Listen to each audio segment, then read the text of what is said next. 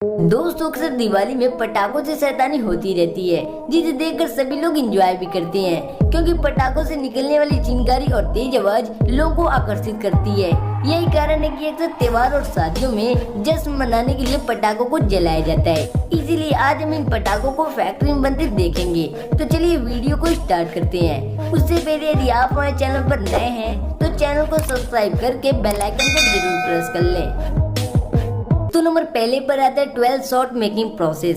दोस्तों, दिवाली में पटाखों की आतिशबाजी तो होती रहती है, जिस कारण पूरा आसमान रंग बिरंगी चिंगारियों से भर जाता है, जिसमें 12 शॉट का बहुत बड़ा योगदान होता है। तो इसे बनाने के लिए सबसे पहले कार्डबोर्ड के बंडल को छोटे छोटे पीस में काट कर उसका रोल बनाते हैं। अब इन सभी रोल को धूप में सुखाकर 2 पीस में कटिंग करते हैं। अब इन पतले रोल को दूसरे रूम में भेजकर एक मोटे रोल पर ग्लू लगाते हैं, जिस पर पतले पतले 12 रोल चिपका कर रबर लगाते हैं, ताकि एक भी रोल बाहर ना गिरे। फिर सभी रोल में छोटे छोटे होल करके फ्यूज को लगाए जाते हैं। अब सभी शॉट को एक फ्यूज से कनेक्ट करके गन पाउडर डाले जाते हैं, जिसे बारूद भी कहा जाता है। अब आसमानों को रंग बिरंगा करने के लिए ब्लैक बॉल को डाला जाता है, जो बारूद की मदद से आसमान में जाकर कलरफुल लाइट फैलाने के साथ साथ साउंड भी प्रोड्यूस करती है।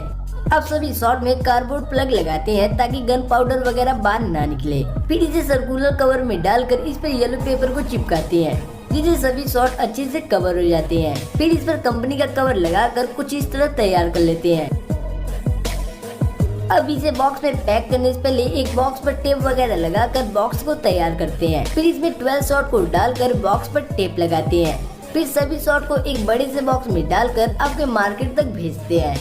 तो नंबर दूसरे पर आता है सुतली बॉम्ब मेकिंग प्रोसेस। दोस्तों, सुतली बॉम्ब खतरनाक पटाखों की लिस्ट में पहले आता है, जिसे जलाने पर हम इसकी आवाज को 2-4 गांव तक सुन सकते हैं। तो इसे बनाने के लिए सबसे पहले एक खास तरह के बॉक्स में गन पाउडर को डालकर इस पर सुतली को लपेटते हैं, जिस कारण इसे सुतली बम भी कहा जाता है। अब सुतली पूरी तरह लिपट जाने के बाद इस पर ग्रीन कलर के सुतली को बांधते हैं। फिर इसे धूप में सुखाकर इसके अंदर के मॉइस्चर को कम करते हैं, जिससे बम काफी तेजी से फटता है।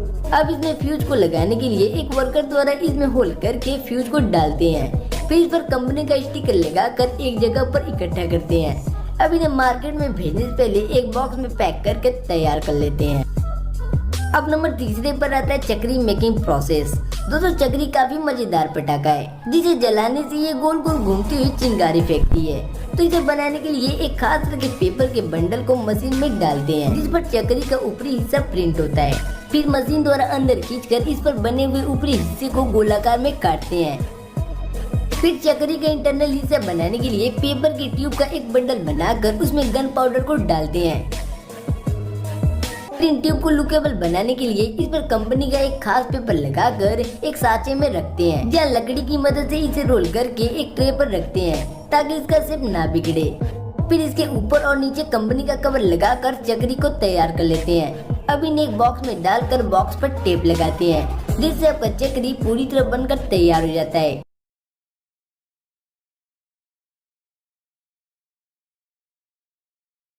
अब नंबर 14 पर आता है रॉकेट मेकिंग प्रोसेस। दोस्तों, रॉकेट को बनाने के लिए छोटे छोटे पेपर ट्यूब में गन पाउडर डालकर धूप में सुखाते हैं।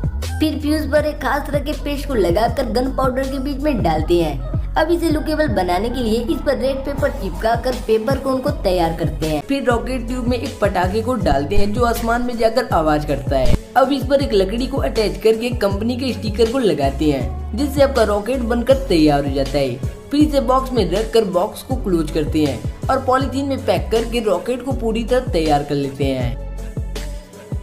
अब नंबर 5वें पर आता है अनार मेकिंग प्रोसेस। तो अनार को बनाने के लिए सबसे पहले अनार का बाहरी हिस्सा बनाया जाता है, जिसके लिए कार्डबोर्ड से एक कोनिकल शेप तैयार करके उसमें बारूद को भरते हैं। फिर उसके पीछे कार्डबोर्ड प्लग लगाकर गीली मिट्टी को भी लगाते हैं, जिससे बारूद बाहर नहीं गिरता है।